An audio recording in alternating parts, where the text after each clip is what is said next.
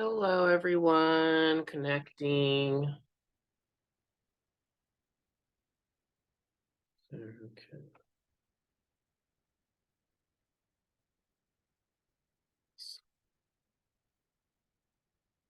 Hello, hello. Here we go.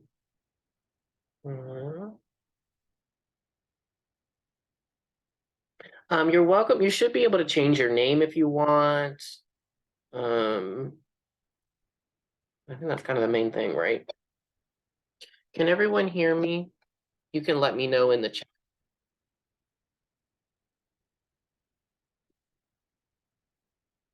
Great, thank you.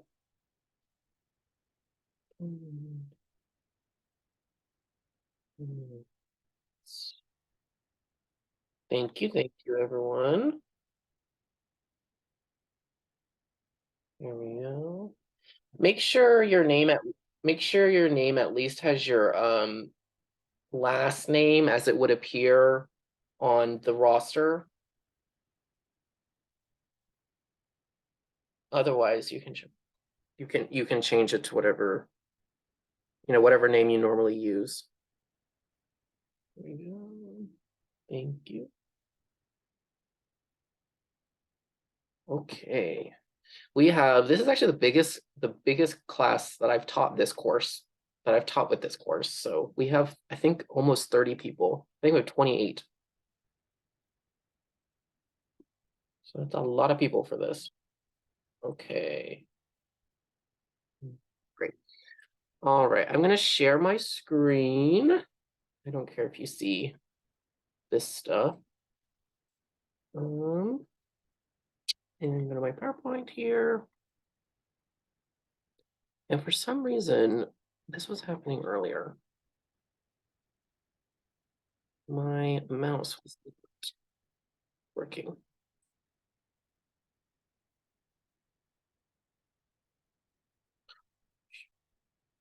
Yes, sorry, I need to reopen that. Yes. All right, how's everybody's week going? You can let me know in the chat. I don't think we have anyone, do we have anyone who's new to KU? I think almost everyone is at least a sophomore, but oh, hi, Ellie. Yes, it's very hot. Good to see you. Long. Mine hasn't felt long yet, but it'll start feeling long later, I'm sure. Good. Yes, tiring. I know. I'm waking up. For me, I'm waking up at 9 a.m. What is going on? I was not waking up very early this summer at all. So, oh gosh, middle school. What time does that start? My sister is just on her first year teaching fourth grade. I think she goes in at 7. Yeah, she has to go in at 7 like that too. All right. Well, welcome everyone. Let me because this is gonna happen.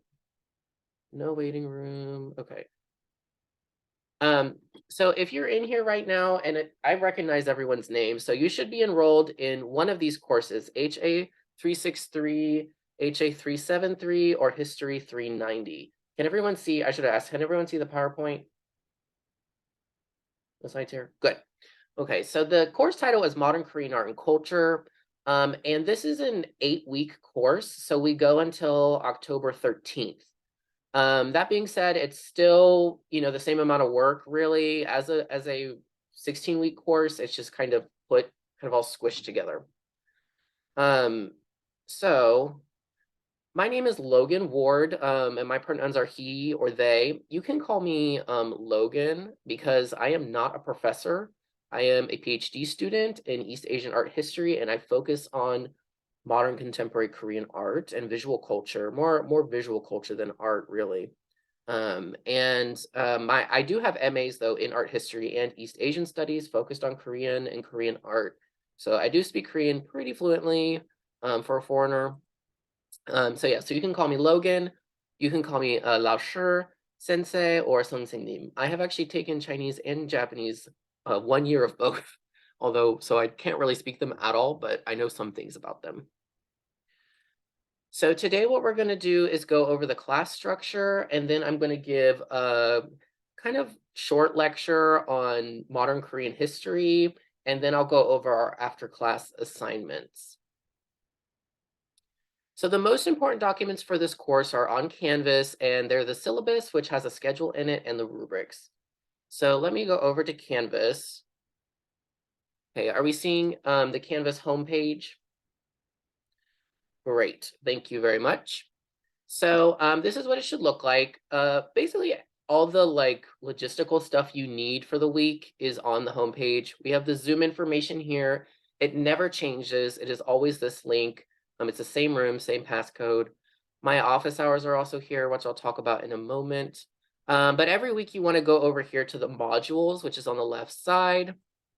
And we have all these modules, one for each week, and then a couple for some other things as well. So under the course information, you can find the Zoom info again, the syllabus here, and then two things I'll talk about in a moment. Today, I am going to touch on things that are in the syllabus, but I'm not going to go through it word for word and tell you everything that's in it. You should download it. It's a PDF. It will look like this, and it has everything that you need to know in it. And the schedule is all the way at the end, starting on page 10 here, course schedule with weekly tasks. And this is verbatim. This is also on Canvas. And I'll show you it later. But this is kind of the most important thing for you to follow along each week, so you know what you need to do and when you need to do it. And so every week has this laid out. Okay. Now, the other thing is because we are a short course, so we're the 8 weeks, I have a link here to the short course schedule. So we do not follow the same drop deadlines and stuff as a regular course does. So what you can do if you ever need to find some of these dates is just type in the course number. So I'm just doing HA363, or I actually just do this 363 like this. So HA363. It's down here. The main thing I want to point out right now is that the last day to drop this course without a withdrawal on your transcript is August 31st. So that is next Thursday. Yeah, so if you ever need to find credit, no credit, the last day to add with approval, which you don't actually need that for this course, but everything, that's all on this page here. Okay. And then the rubrics. So the rubrics are all for every assignment. They all live in the rubrics, but they're also given on the assignment page when you go to submit the assignment or look at the information on Canvas. But I just have them all organized here for you to just easily, when you want to look at them. Every time we're going to have a new assignment, I'm going to discuss the rubric in class, show you it, and explain it to you.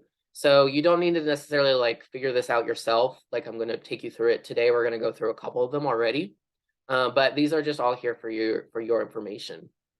And you really should look at them and familiarize yourself with them as you're completing assignments. Okay, are there any questions about the course documents, like the syllabus, the rubrics, the course schedule, short course schedule, or Zoom info, or anything like that?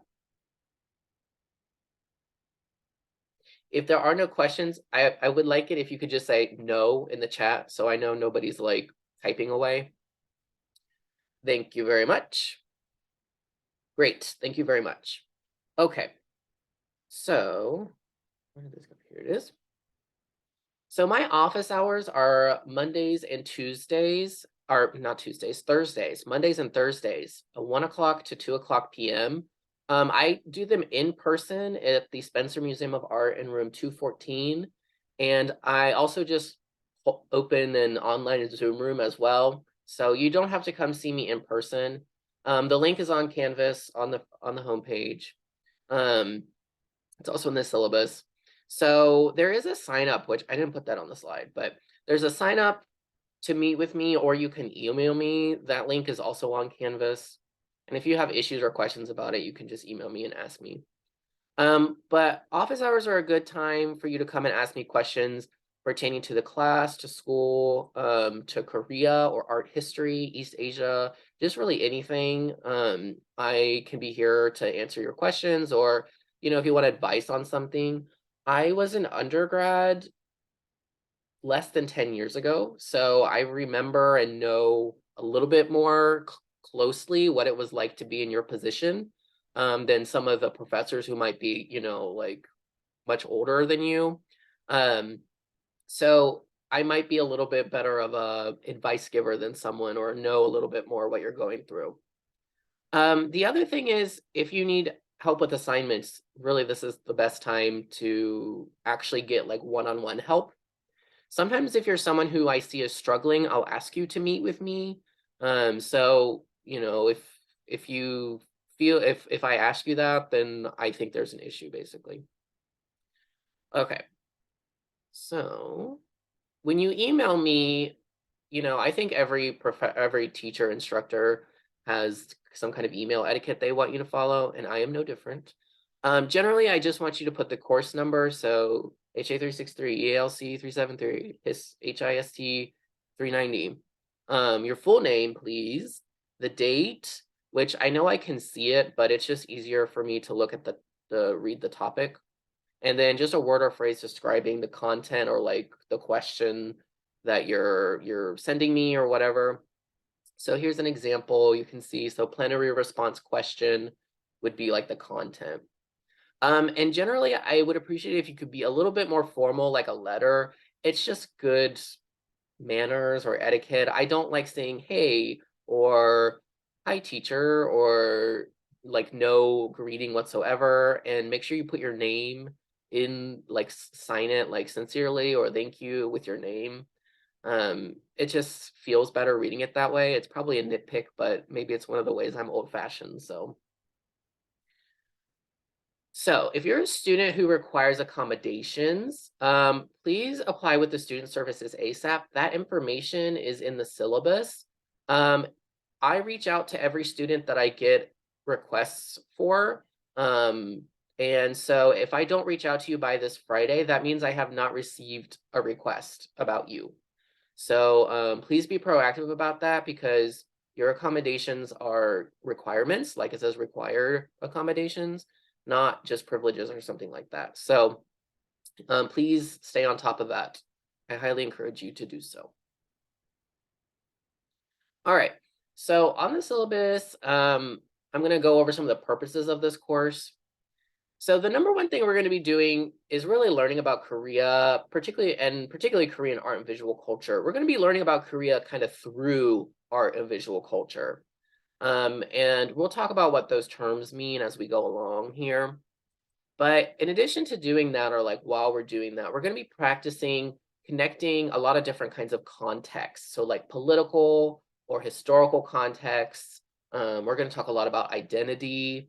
We're going to talk a lot about different movements that were happening, political movements. And then we're going to also practice putting into words what we see with artwork or like something of visual culture. So we're going to practice describing things. And that seems like it should be like an elementary skill. But when we come at it from the perspective of what this course is under art history or visual culture, it's a little bit more in-depth and detailed than what you might how you might normally describe something to someone in your everyday life. We're also going to practice reading and criticizing scholarly literature. So the first few weeks we're mostly just reading kind of textbooks, but I think starting like week 4 or 5, I think week 4, we are actually going to read like journal articles that kind of are heavy for in art history and in visual culture. And we're going to be focusing a lot on trying to decipher what is their argument, what's the evidence for their argument. Based on that, do we agree?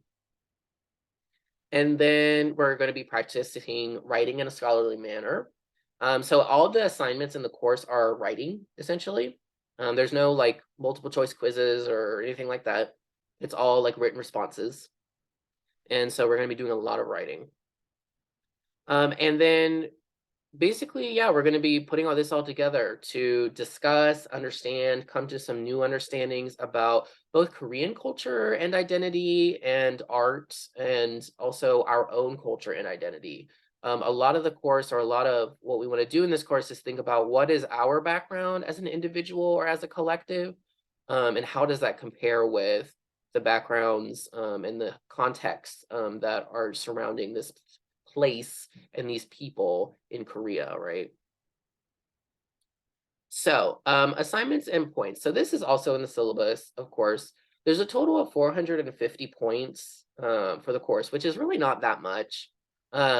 And I want to highlight here that the majority of it by itself is your attendance and participation, which I will show you how you get points for that in just a moment. But in addition to that, we have after class, we're going to have there. Oh, there are some quizzes. I forgot. Yeah, there are the 3 introductory quizzes. And I'll go over those in a bit. Every week you'll have a blog assignment where you have to write a response to a question before class. 2 of them are worth double the points. Those are worth 10 apiece. These are worth 20. There are plenary session responses. So in weeks 2, 3, and 6, basically I'll have a question at the end of the plenary session and you'll write a response to it and submit it to me for your after class assignment. We have a midterm and a final in weeks 4 and week 7, possibly. We might switch that. And a visual analysis essay, which this is its special thing, but it's just a glorified plenary session response that's worth 30 instead of just 20 points. But it is a little bit, it has different criteria for this. So like I said, I'm going to go over all of these as we get to them in the course. So you don't freak out about having to understand what you need to do for all these. When the time comes, I will explain it to you, okay? And we are, all right. So are there any questions about the points layout, office hours, purposes of this course? Yeah, you kind of teased it a second there. Is there gonna, with the final on week 7, is there gonna be a week 8? I thought there was a week 8 for this course. Yes, so we're gonna talk about that in just a moment. That was my tease. But good question. Yes. All right, thank you. So week 8. So historically, this course has been these 8-week courses are kind of annoying because in the second half of the semester, there's Thanksgiving break and things like that. So the courses kind of get cut. So last year I taught this course with only 7 weeks, and then week 8 I just left as a catch-up kind of week for people to submit things that they'd missed, and for me to just catch up on grades and things like that. However, I kind of think we should do something if we can. So one thing I've kind of tossed around and my advisor said was a fine idea was to have a museum session at the Spencer Museum of Art to actually look at Korean art that's in the collection. So it would be during what is normally week 8, which would be October 9th. That's the Monday through October 13th, which is the Friday. Maybe that's an omen or something, but it would have to be in the morning or afternoon, Tuesday through Friday, because the museum is only open till 5 and it's not open on Mondays. So it would have to be Tuesday through Friday. It would be an extra credit opportunity. So I thought about it a lot, and I think it would really, to be worthwhile and to entice you all to want to join, it would have to be worth 20 points. That would shift your letter grade up 1 if you were able to attend. Which sometimes people by the end of the 8 weeks, they were really, thirsty for something to help them out. So I think it would be an easy thing for them to do and a meaningful thing. Of course, if we end up doing this, if you're not able to attend, I would give a different kind of assignment. You would still have to go to the museum, but it would just be on your own time. And I would move the final to week 8 as well. So it would be, you would do the final between Monday and Friday that week. The only thing is that the only reason I would plan this is if we had 20 out of our 28 students express interest. So there's a form on Google, and I'm going to put the link in the chat here.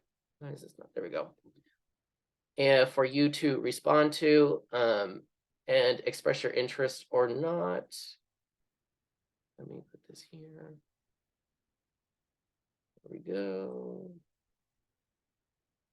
So please respond. I didn't put this on the slide, but I'll check responses and make a decision by next week because we'll have to move along really quickly. Oh, of course.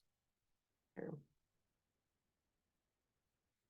But I do think this would be really fun. And believe it or not, the Spencer Museum of Art has a lot of good art from Korea or from Korean artists from the 20th century and even in the 21st century. So, and a lot even earlier too.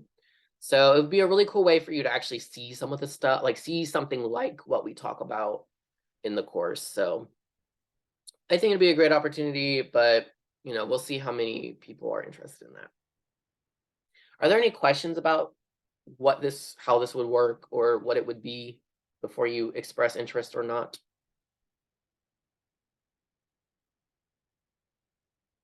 Great. Thank you. Okay. So let's talk about the weekly schedule. So basically everything is put together from Monday through Friday, and then I catch up on grades on the weekend, particularly Saturday. So Monday and Tuesday, you're going to read and watch the assigned materials. And on Tuesday, you're going to have a blog post that you're going to submit a response to by 11:59 p.m. is when it's due. Then on Wednesday, you'll be required to make 2 comments to 2 of your other peers' blog responses by 5 o'clock, which is an hour before our live session at 6 o'clock p.m. And then Thursday through Friday, you will do the after class assignment, which could be a plenary response, visual analysis essay, or continue working on your midterm or final. So let me show you. When you go on Canvas and you go to the weekly modules, when you hit the drop-down box, you'll see there's a page that says week 1, and it'll tell you the topic, tasks and materials. You'll click on this. It'll take you to a page that looks like this. And everything you need is on this page for the week. The links to the documents, the readings, the videos, everything is on this page. I will say for videos and reading, actually, yeah, videos and readings, make sure you look at the details. Usually I put like a bullet point that tells you what sections you need to watch or read, because sometimes they're like a big document, but then like you only need to read like 15 out of the 50 pages in it or something. So try not to overdo yourself or anything. And that's the same with these videos. Some of these videos are long, hour-long lectures, but you only need a couple, like one section of it or something. If there's ever any links on these pages that don't work and you find out, please email me and tell me so I can fix it. If it's not working for you, odds are it's not working for someone else, so it needs to be addressed. All right. Okay, are there any questions about that? Great. Good. Yes, I think everything's straightforward, right? Just like a normal class, everything else. Okay, late assignments and absence policy. So I think it's kind of strict. But sometimes, the big thing is that when it comes to any late assignments or absences, that you as an individual student are communicating with me about them. But there is some like grading specifics with this. So late assignments, I will accept them up to 1 week after the original deadline. And as long as you've communicated to me, just send me an email. You say, I did not submit this assignment. I know I needed to, but I'm going to do it and I will submit it to you. After 1 week, unless there's some kind of, extenuating circumstances or something, I will not accept things anymore. Regardless, for any regular assignment, you'll get a total of 1/5 of the maximum points immediately deducted no matter what. So if it's a 10-point assignment, you'll get 2 points off automatically. Even if you did it perfectly, because you're late, you're only going to get 8 out of 10 at the maximum. The midterm and final are different because number one, there were so many points, and so you should really take them seriously. And number two, because you have a lot longer to do the midterm and final. And I'll discuss this when we're about to get to them, but essentially the midterms and finals, they open on Monday in the morning at like 12 a.m. in the morning, and then they close. You have to submit it by Friday, 11:59 p.m. So you have this 5-day interval to do it. And aside from like one or maybe like one question on the midterm, which will be related to what we discussed that week, you should be able to do all of it within 5 days, within that 5-day period. So absences, again, communicate with me. You don't need to tell me, sorry, you don't need to tell me why. You just need to tell me that you're not going to be there. If you think it's important for me to know why, then you can tell me. But I don't need to know your business unless you want me to. So I know a lot of students kind of feel awkward because they're like, something's going on in their life, or even if it's for something you think is a stupid reason, like you want to go hang out with people or something, which is a bad reason to miss class. But um, it's your business. And so you'll have to, oh, this is not on the slide. So if you have an absence, 1 week within that time, 1 week after your absence, within 1 week after your absence, there's a separate assignment that you will have to complete in order to earn points for your absence. Um, so, and you're really not going to be able to, they're kind of made so that you have to do a lot of deep readings of the materials. So I really don't suggest that you rely on that kind of thing. And you can only do this twice as well. Once it's your third absence, it's just 0, 0, 0 on your absences. Okay, are there any questions about the late assignments or the absence policy? Okay, thank you. Great. All right, finally. So attendance and participation. So attendance and participation are worth 20 points every single week. And basically a maximum of 20 points is from you attending the session. So you're here. Every week I'll have an attendance question. It'll usually be related to the topic, and you giving your opinion about it or something. And you just you can type it in the chat, or if we're doing a verbal conversation, we can talk about it verbally. So you do both of those things, and then you contribute multiple times to the discussion by either typing or verbalizing your response. So I ask questions throughout our plenary sessions, and there are times for you to think back to what you learned or what the readings and the videos were talking about, and you to bring in your own ideas, your own perspective, or what you remember from it. And so multiple times means like you answered like you really answered most, like a really significant amount of the times I prompted responses from students.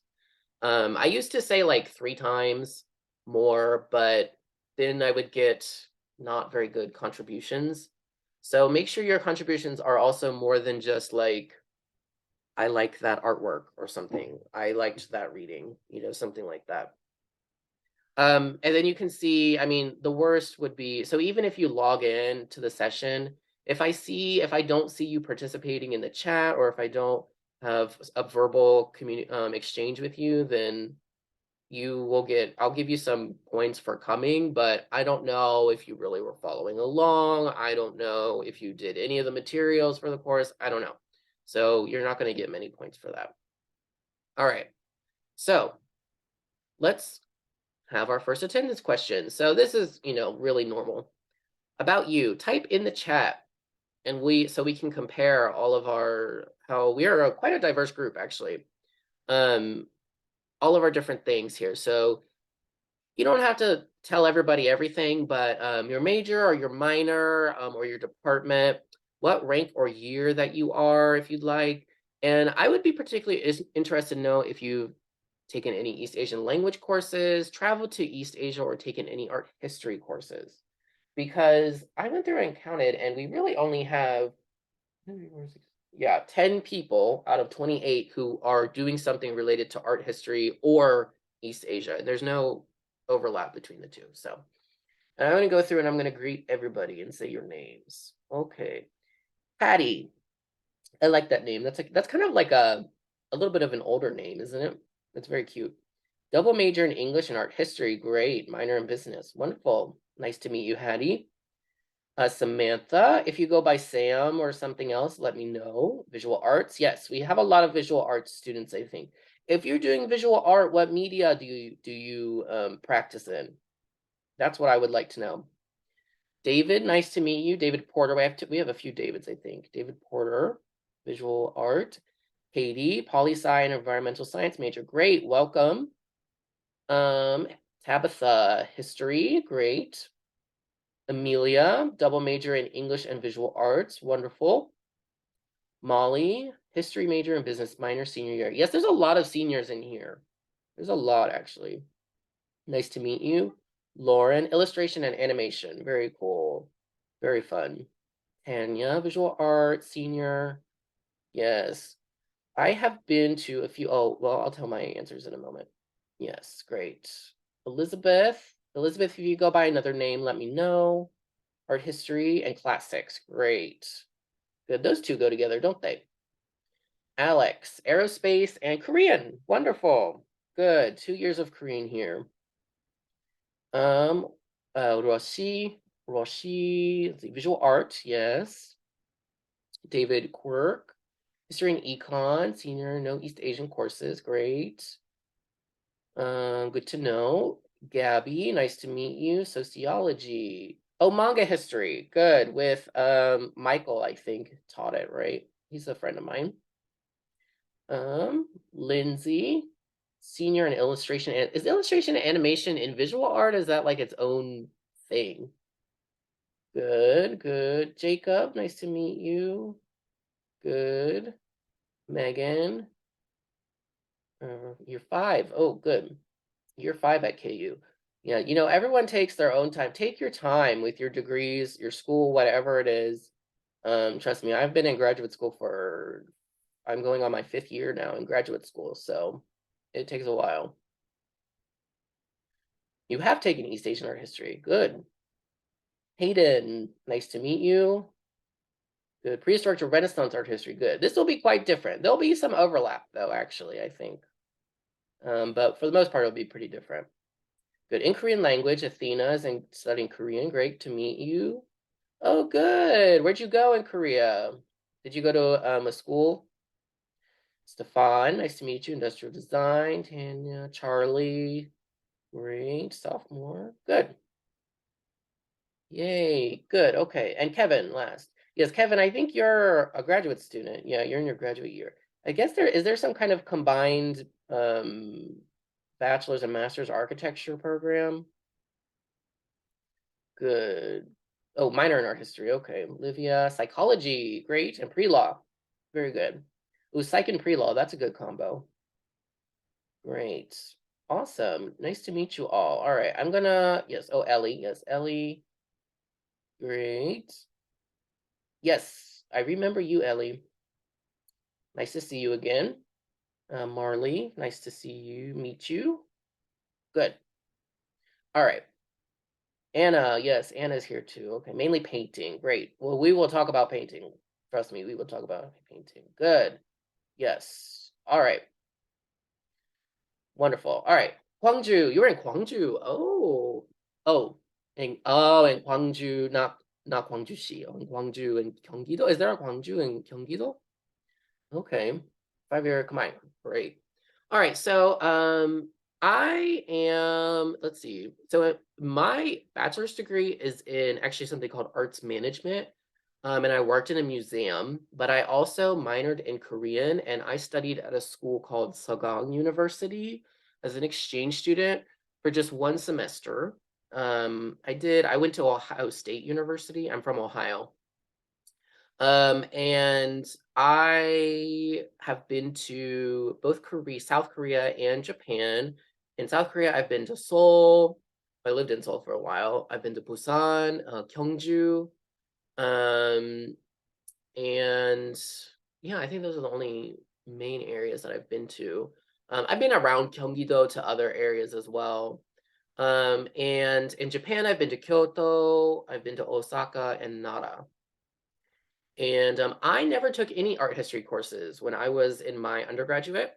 I didn't start taking art history courses until I was in my first master's degree. So, um, and now I teach art history, so that's totally fine.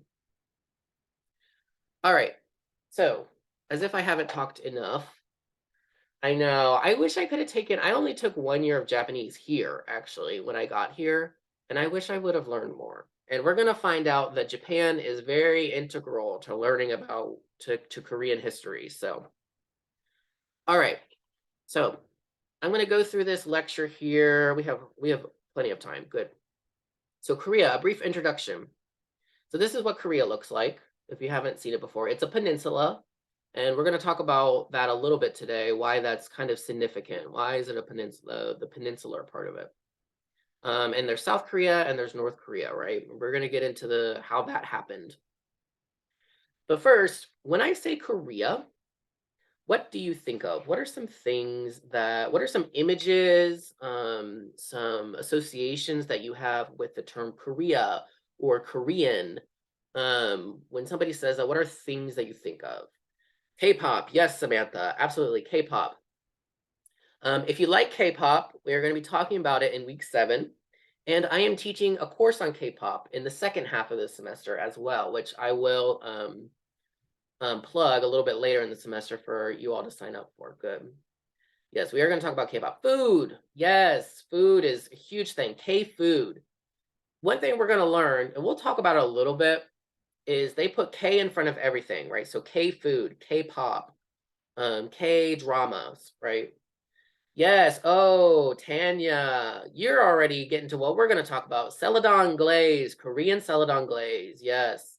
If you are a ceramicist, you have probably seen this. We are going to learn where that whole idea comes from in this course. Actually, it's rooted in something that's pre-modern, but it's a modern invention, really. Good. Yes. Great. BTS. Absolutely. BTS. We're gonna listen to BTS later in the semester. K-pop and only K-drama. Yes. Absolutely. K-drama. Good. Kimchi. Kimchi is so good. I love kimchi. I love to make my own kimchi. It's good for you too. Good. Music and food design. Good. Joseon period outfits. Yes. If you watch K-dramas, um, there are period dramas, right? A lot of them, and most, I think there's a few that are set earlier than Chosun, but most of them are set during the Chosun period or Chosun kingdom, which we're going to learn about. Good. Food, K-pop. Yes. What food? Everyone's saying food. What food specifically? What kind of food? If you said food, tell me what food you're thinking of, though. That's kind of broad. Good. This is more specific. All the snacks and candies and drinks. Yes, exactly, Hayden. They have a lot of really specific kind of fun snacks and candies like honey butter chips are really good snacks that I fell in love with when I was living there. Drinks, there's like watermelon soda, which is really good. There's I love Chirchung cider. I think it tastes different than Sprite. It's a type of cider, but it's really good. Candy, like I love the grape. There's way more to Korean candy and snacks than what I'm saying, but these are just some examples, right? I love the grape like candies that they have. Barbecue, exactly, Charlie. Yeah. So Korean barbecue. Ooh, soccer player. Son Heung-min. I don't know who that is. I don't follow sports very much, as you can imagine. So architecture. Oh, what kind of what are we gonna talk about architecture? I don't think we're gonna end up talking about architecture, but yes, Korean architecture is a huge thing. Mudang.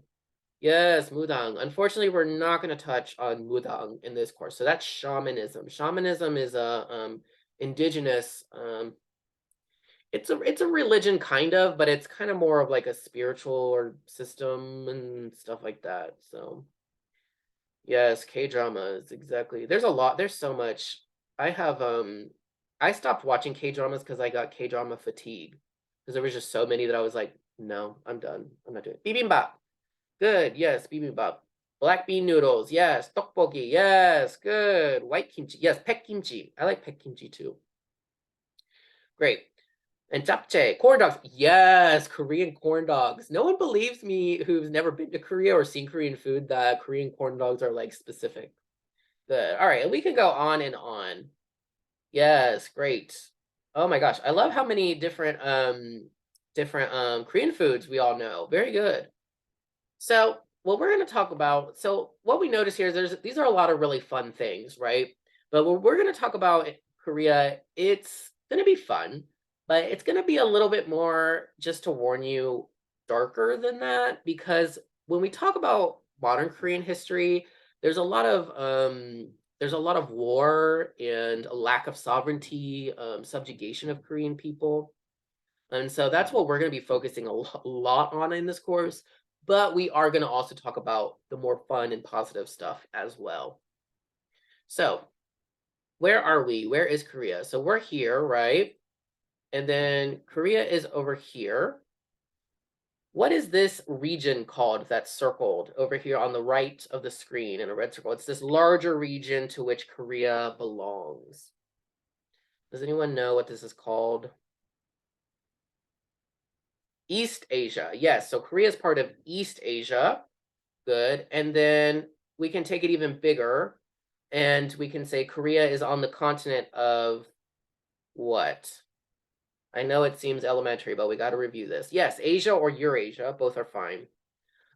Generally speaking, it's more helpful to talk about East Asia than it is Asia when it comes to Korea, because Asia is very broad, right? Um, someone in Korea is probably has a little bit more in common with someone who is from northern China or Japan than they would with someone who's from like Iran or something, right? There might be some more cultural similarities between those two than the latter, right? But there's this other region that's really important, especially in the development of modern Korea, the 20th century, and it's between this ocean. What is this area? And we have a specific word for it. Yeah, the Pacific Ocean, right? Indo-Pacific, you can also say trans-Pacific. So going from the Americas to Asia and Oceania, is what we think of. All right, so here's a map of some contemporary nation states in Asia. What is the country under number one? China. Yes, China. We all know that one, right? What about number two? Japan. Yes, it's Japan. All right, three. We just saw it. South Korea. Yes, South Korea. And four. North Korea. Yes, absolutely North Korea. Good. So this is what the modern or the contemporary since really since the 20th century, probably the mid to late 20th century, this is what East Asia has looked like. This is where political boundaries have been drawn in East Asia. So when we think about East Asia, this is kind of what it looks like. And then here's our map of Korea here. So does anyone know what the capital of South Korea is? Seoul. Yes, Seoul. Good. Seoul is the correct spelling of it here. This is where it's located. It's kind of located not really in the middle of South Korea, but more to the northwest in South Korea. What's the capital of North Korea? Pyongyang. Yes, Pyongyang. So you can say say it your way. The correct pronunciation is Pyongyang. So not Pyongyang or anything like that. There's multiple ways to spell it, and so you can spell it whichever way you want. The O and the A, it's really the vowel. That's all fine. And then what? Oh, there we go.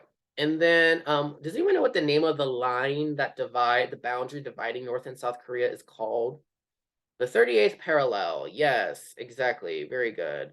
We're gonna learn about that in just a moment, but that's this line here. It's not actually like a straight parallel line. It is a political boundary, but it's based around the 38th degree, going north or whatever. Good. So what does modern mean? I keep saying modern Korea. And I keep saying something like the 20th century. If you had to like find something that means similarly to modern, what would you say? And when do you think a place is modern or a people is modern? What do we think here? Good. Close to our present. Okay, I like this idea of closeness to our time, right? There's this sense of there's not so much distance between when we are and when this modern is. Good. Good. Recent. Yes, recent is a very common synonym for modern, right? Couple of generations. Good. 1950s to now. Okay, yeah. Something the last 100 years. Okay, maybe. Yeah, sure. Post World War II. Interesting. All right. Yeah, anything relating to our present time. Okay. Well, see, that's interesting because then when does the present time begin? Within the last 150 years. Ooh, here we go. Here's a word. I'm glad somebody took it this direction. Innovation. Thank you, Marley. Yes, innovation. That's kind of a buzzword there. Modern. A place is modern or a people is modern when innovative or when innovation. A large event might mark it. Yes, absolutely. Good. Such as, like Ellie says here, the US Industrial Revolution. Right. The Industrial Revolution in the European and the settler colonial North American context kind of is our marker for modernity, right? So we're getting to where we should be getting to. Good. Which is recently or currently. So in time, right? It just literally means to something that happened recently or currently. But the thing is, defining recent or current is very subjective, right? Especially when we start looking at history and we see patterns and we see correlations between historical events. It's hard to say when recent was and when it ends. But there are all these other qualities that we kind of have mixed up with this idea of modern, such as industrialized, which came up, innovative, which is a great way to put it, right? Globalized is another one. Computerized or digitized, especially computer and digital technology. Democratized is another thing, and centralized government. So there's a singular centralized government is, and then there's this other term which we'll talk about, which is westernized. What does it mean to be westernized, or what are qualities of being westernized? So when we talk about modern Korea, we're generally talking about Korea during the 20th century, and there's quite a few time period divisions within just that 100 years. You don't need to memorize them, but you'll probably have it memorized by the end of the mini-mester. So it's important to notice that prior to the 20th century, Korean people did not call Korea Korea. They called it Joseon. And the European term Korea is a name derived from an earlier kingdom called Goryeo, and we will learn about that later in the semester. You don't really need to know about Goryeo particularly. What is important to understand about Joseon, especially when thinking about modern Korea, is that Joseon lasted as a unified kingdom for almost 500 years. And this is very contrary to the socio-political circumstances of the Korean Peninsula during the 20th century, because first Korea came under Japanese colonial control, and then it ended up being divided. And this condition is what continues to define Korea today, right? So the beginning of Korea's 20th century history is the Japanese colonial period, which we're going to discuss in weeks 4 and 5. And you're going to see this slide again, so don't worry about all the info on it. I'm just showing it to you. So this period is the first half of the century, even though it was really only officially about 35 years. The issues that arise during this time began earlier and before official colonization in 1910, and they left a legacy that continues to define and influence the issues that Korean people face to this day. During this time, Korean people did not have control over their own country. They were colonial subjects under Japanese control. So, generally speaking, Korean people were treated unfairly by the laws that the Empire of Japan set in place. What's more, during the 1930s, which is the time of Japanese world mobilization in order to take over all of the Pacific area, which is what led to the Pacific War and World War II, the Japanese colonial government tried to force Korean people to assimilate into Japanese culture by outlawing the Korean language and Korean cultural traditions. So you can imagine that this was a hard time for people in Korea and even in 21st century Korea, there is still some malice toward Japan for things that it did during this period to Korea. But then the Empire of Japan lost the Pacific War to the Allies, to which the US and the Soviet Union belonged. Thus, Japan lost its control over its colonies, and the US and the Soviet Union, or USSR, started to swoop in to occupy these areas, not exactly with the intent to control them in the long run, but to politically stabilize them. So in 1945, the US starts to occupy Korea from the south, and the USSR starts to occupy Korea from the north. And they set up a temporary division at the 38th parallel until they could negotiate what they hoped would be a trusteeship between the two, between the USSR and the US over the entirety of the peninsula. And that would grant them equal power over it. However, that never worked because of the rising Cold War tensions, and the US and the USSR could not agree. They would not budge on letting one or the other kind of have a little bit more leeway than the other. So, at the same time, many Korean people who had just gotten out of Japan's colonial control wanted their sovereignty as soon as possible, and they did not want to risk another power coming into total control of Korea. So because of that, the USSR in the north just allows Korean people to form their own government, and the US and the United Nations in the south just allow Korean people there to form their own government. So this is why there are two Koreas to this day. It's not because of the Korean War, but because of this split occupation and then the eventual separate formation, well, I should say the separate formation of sovereign governments. So that happened 3 years later in 1948. So the Korean War is actually the result of these two conditions. So the war began on June 25th, 1951, and in South Korea, this war is called the 625 War, or Yu-Gi-Oh! Jeonjeng. It's not called the Korean War, so it's helpful to remember the date, especially if you're learning Korean. And this is when the North started to invade the South. So North Korea pushed South Korea all the way back to the southeastern corner, which is Busan. And then the US helped the South by invading from the west at this port city called Incheon, which, if you've ever flown into Seoul, is where the airport is located.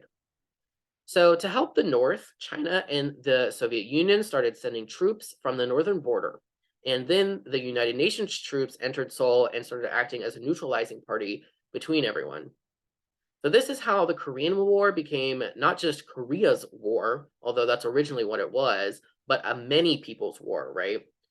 So after a year of push and pull, the USSR is the first to officially call for an armistice, but it wasn't for another 2 years that the two sides came to an agreement.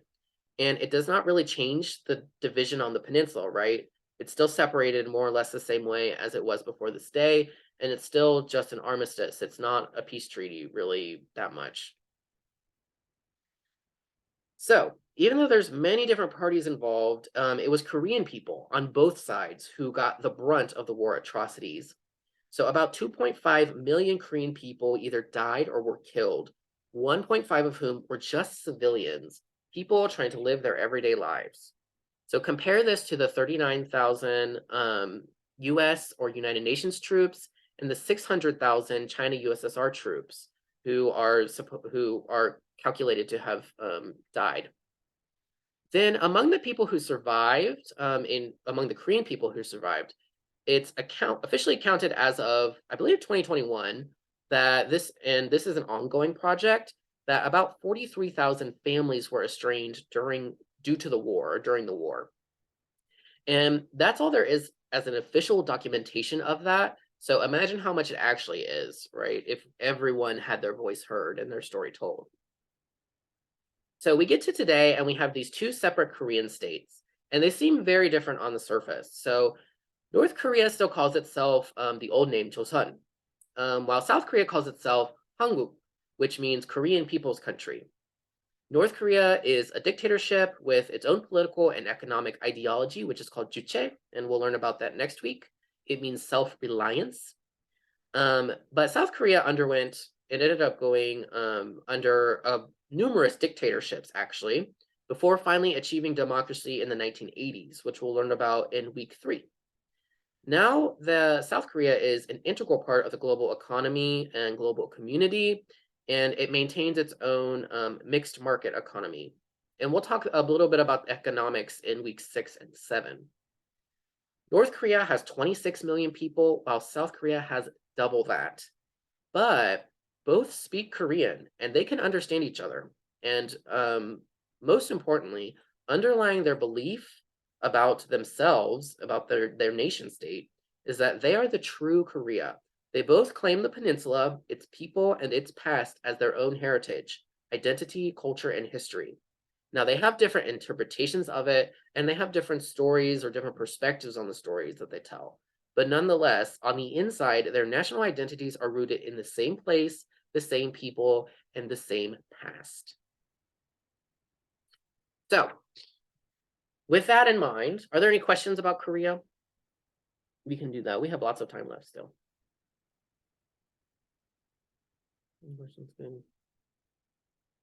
Good. All right. So let's talk about our blog assignment here. So every week you're going to have to do a blog assignment before class. This is the first week, so because I couldn't explain to you how to do it, I left it for after class. So you're going to go on Canvas under the week 1 introductory module, and then you're going to you're going to watch this video, only this like 14 minutes of this video, which is again just kind of reviewing Korea's modern history a little bit. And then, oh, the prompt actually looks different now. You're going to respond to the blog prompt on Canvas by tomorrow night, actually. But regularly it'll be Tuesday night. So I'm really sorry for that confusion, but and I'll show you what that looks like really quickly. Let me go over here. So watch the video and then respond to the blog. So you can open the blog. It'll look like this. So there's like 1, 2, 3. So make sure that you address each of these 1, 2, and 3, these bullet points here, and any of the sub points as well in your response. I decided to do it this way. I used to just do a big old paragraph with questions, but students got really confused, missed details and stuff like that, and it was just annoying. So hopefully this isn't too daunting, but so you're just going to start your response with the same thing we just did, but this time you'll be able to read everyone's a little bit easier with your self introduction. And then after today's session, what I just lectured you about, and then what the video talks about, you're going to answer the following questions. So, what are the defining events? What seem to be the defining events of Korean history in the 20th century? Based on these, how would you describe Korea's history? If you were Korean or if you know people from Korea, how would you feel about it? And how does this history compare to the general image of Korea that people outside of Korea have? So compared to things like K-pop, K-dramas, K-food, and all that stuff we were talking about, right? And then finally, leave a discussion question based on what we've been talking about this week for your peers to respond to. So this is important because Friday, you're going to have to, and normally that'll be on Wednesdays, by midnight, you need to submit 2 comments on 2 different peers' responses. So you can do a couple of different things. You can do a couple of different things. You can answer their question. You can ask them a question. You can argue with them, but please be civil about it. I will read literally everything. So if I see anything inappropriate, I will be addressing it with you and possibly take off points. There's more advice about how to do this in the FYI section here, which is down in here. Okay, so the points layout here. So your initial response is worth 7 points. And so it's just generally well-developed, response. You addressed all of the different parts. And sometimes you'll be not this necessarily this time, but you'll probably need to refer to at some point one of the readings or the lecture or something. And it'll say that in the blog prompt. This week, you don't need to you're just going to naturally refer to it, so it's okay. And then after that, the comments are worth 3 points. And so comment twice before the deadline, basically 1.5 per comment. And it needs to demonstrate, like what I said, an analysis of the other student's post, a meaningful discussion. So just know I like your post or I agree, that sounds good. It needs to be something more than that, okay? Which is part of the reason why we need to post questions so we can kind of build conversations with each other. Um, so in general, original posts or your like responses are probably going to be about 250 words. And then any references that you have to information from the reading, they need to be cited with parentheticals, which just have the last name of the author and then the page number. Okay. And if I see issues with that, I'm not going to take off points unless it gets really serious. But so like I said, sometimes you'll need a reference, sometimes you won't. It just kind of depends. So, okay. Are there any questions about the blog assignment? Don't stress out so much about the references thing. I often have students like, how many references do I need? How many say just but yes, you can go over 250 words just in general. There's no word count part of the grade, but you're probably not going to get full points unless you're in that 250 word range. Like in order to answer like all of the parts of the prompt, you're probably going to need 250 words or even more maybe. Does that make sense? What I want to focus on is just make sure you answered every single part. Okay, great. All right. So, introductory module. So, in addition to this blog that you weirdly have to do after class, you have these three modules that are graded with a 10-point quiz. So, each of the quizzes is worth 10 points. And in the past, students have told me these don't take them very long.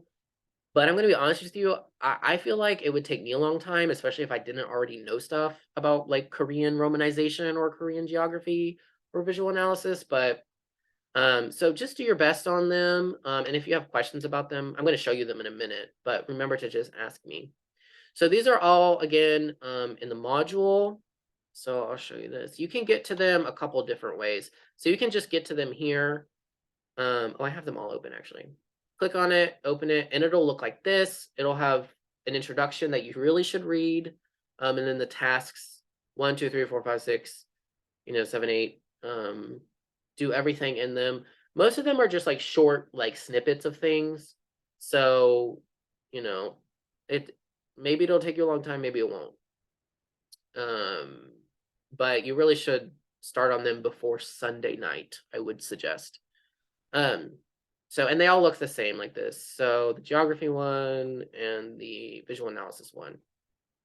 You can also get to them from we'll go back here. From the week 1 introduction, they're just at the bottom. But don't forget to take the quiz. And the quiz is, let me check on that. Yes, okay, wonderful questions. So the quizzes are linked on this page. They're also under the module. I think the quizzes you can take multiple times, but I'm going to check on that and then I'll send everybody confirmation. Okay, the practice worksheet. You do not need to submit any of the practice worksheets. Those are just for you to practice if you want to before you take the quiz, just to prepare you. So the questions are sometimes there's no written responses. I forgot about the fact that these quizzes are actually multiple choice. These are the only multiple choice quizzes in this course. So after these quizzes, there's not going to be any multiple choice. Everything's going to be written. But the quizzes are multiple choice and matching. The romanization one is matching actually. But the one for geography and the one for visual analysis is multiple choice. Okay. Yes. Wonderful questions. These are great. Let me scroll back down here. So let's talk about romanization. So romanization is just a fancy word for taking a language like Korean that's not written in the Latin alphabet and putting it into the Latin alphabet. So A, B, C, D, E, F, G, what English is written in. So Korean script is called Hangul. And it actually is an alphabet and it functions very similarly to the Latin alphabet. But what's kind of annoying is that for Korean romanization, there's two different ways to romanize it. One of which is called McCune Reischauer, and one of which is called revised romanization. And in the course, you're going to end up seeing both at different points. Um, I will say for scholarly purposes, McCune Reischauer is the most common. But for like everyday purposes, like if you look at like tourist information about Korea, or you like go somewhere in Korea and they have English signage, it's probably going to be in revised romanization. Um, so you don't need to be able to like pronounce them. You just need to be able to read and recognize the word, if you will, and recognize, oh, this is, what kind of romanization it is. And I think it's kind of easy to figure it out, but you do need to practice it. So the reason that it's kind of simple to figure out is because the main difference lies in the vowels. So McCune Reischauer uses an O and a U that have these little I don't know what you would call that, like a little dip on top of it. Whereas revised uses an E in front of the O or an E in front of the U to kind of be like the dip. So the vowels are pronounced A, O, O, U, I, E. The other thing that's different is that the NG. So NG, so there's an N and there's a G in Korean, and then there's an NG in Korean. And so revised romanization doesn't differentiate between that. So it's kind of difficult to tell, but NG typically in romanization, like at the end of the word, is ng, like ing. But here it's actually ha n gu. So that it's not hangup, it's han gu. So it's n and then g, n g. So to make sure people understand that, McCune Reischauer just puts an apostrophe between the two letters so that you remember that. So these are the main differences between the two. I think just if you look, do the module, I think you'll get the hang of it. So yeah, so you're going to watch this video to learn more about why romanization is important.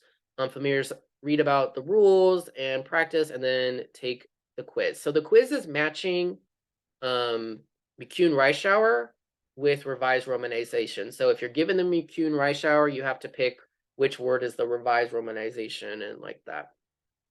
And I know at first glance that seems like, oh my gosh, how am I going to be able to do that? But after you go through the module and the worksheets, you'll get the hang of it. Okay, so Korean geography. So this one is pretty straightforward. There are maps. There's a list of things you need to know or places you need to be able to identify in Korea.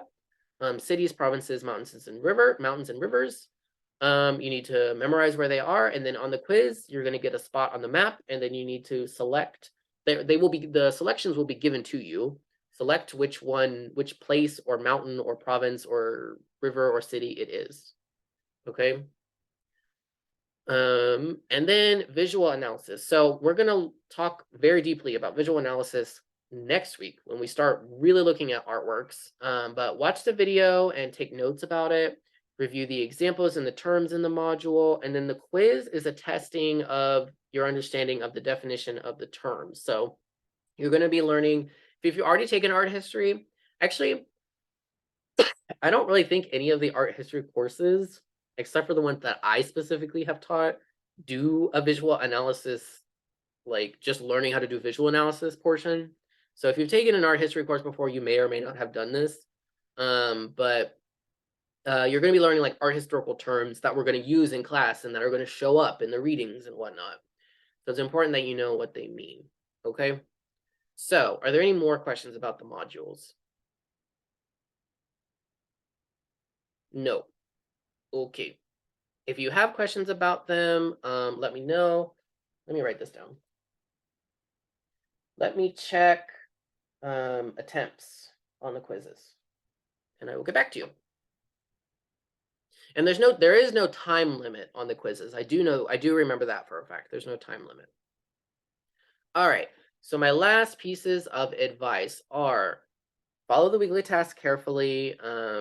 and make sure you look at the minutes. Oh, okay. Oh, great question, Alex. So yes, so if you are someone who knows Korean, which is not many of you, and you want to use Hangul when you're in your assignments, I am okay with that because I know what it is. I can read it and everything.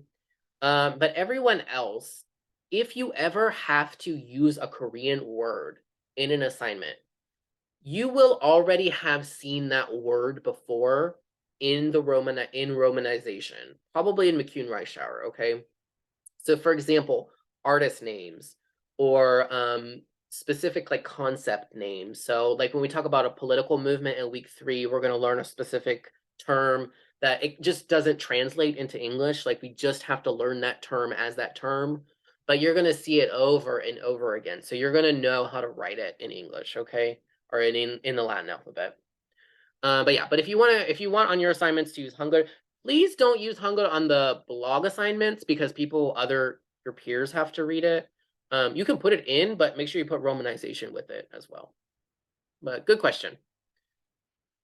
Okay. So yes, so advice number 1, follow weekly tasks and read carefully the details of the pages and minutes of the video.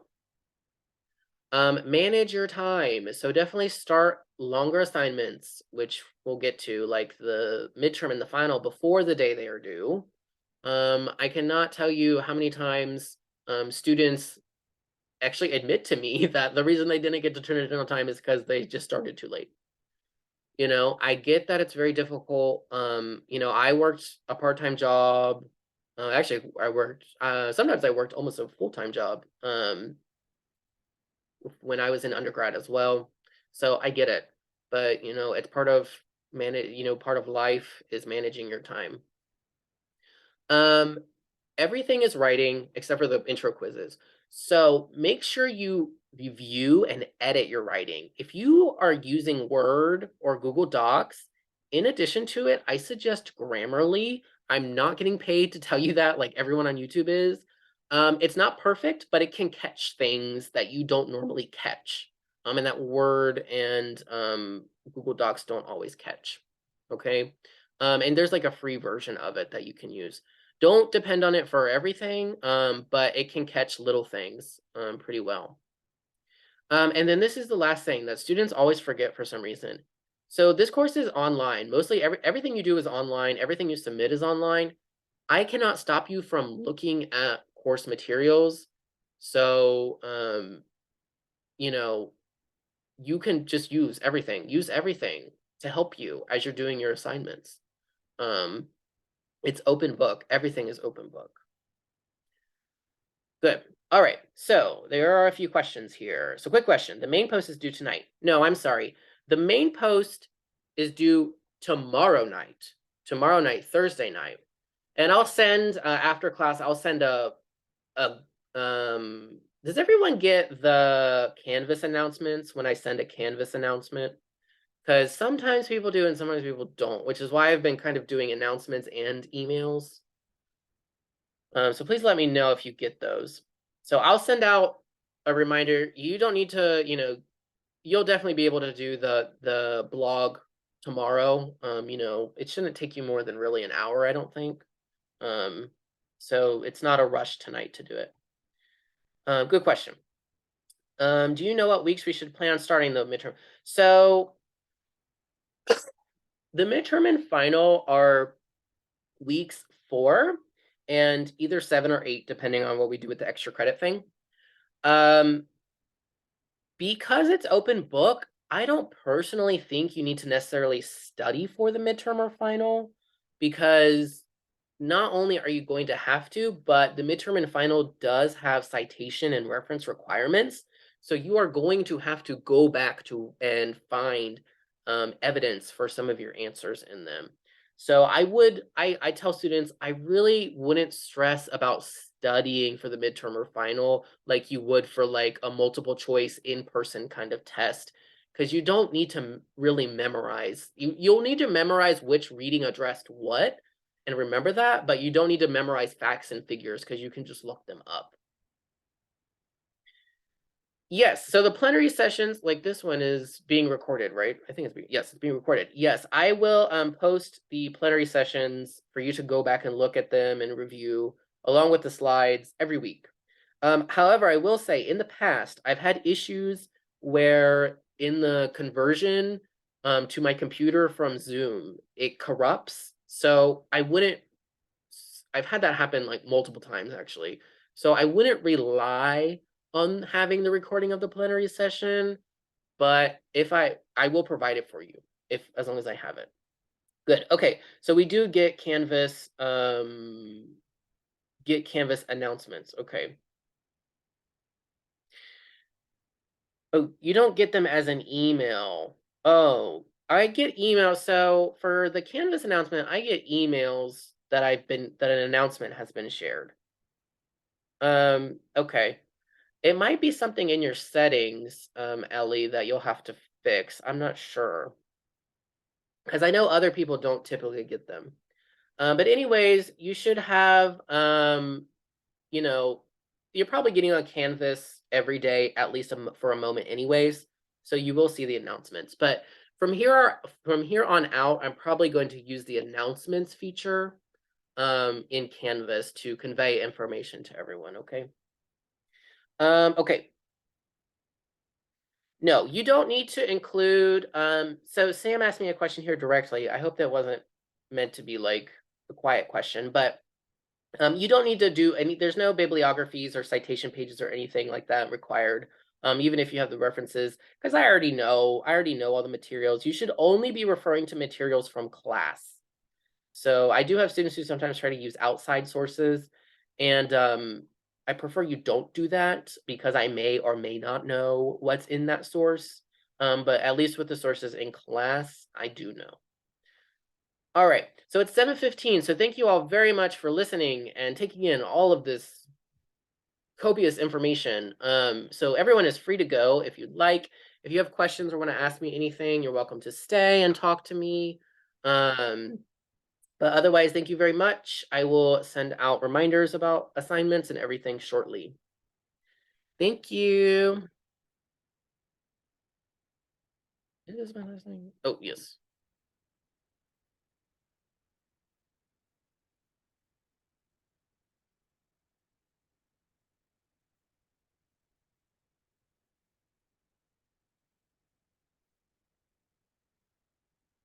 David, do you have a question?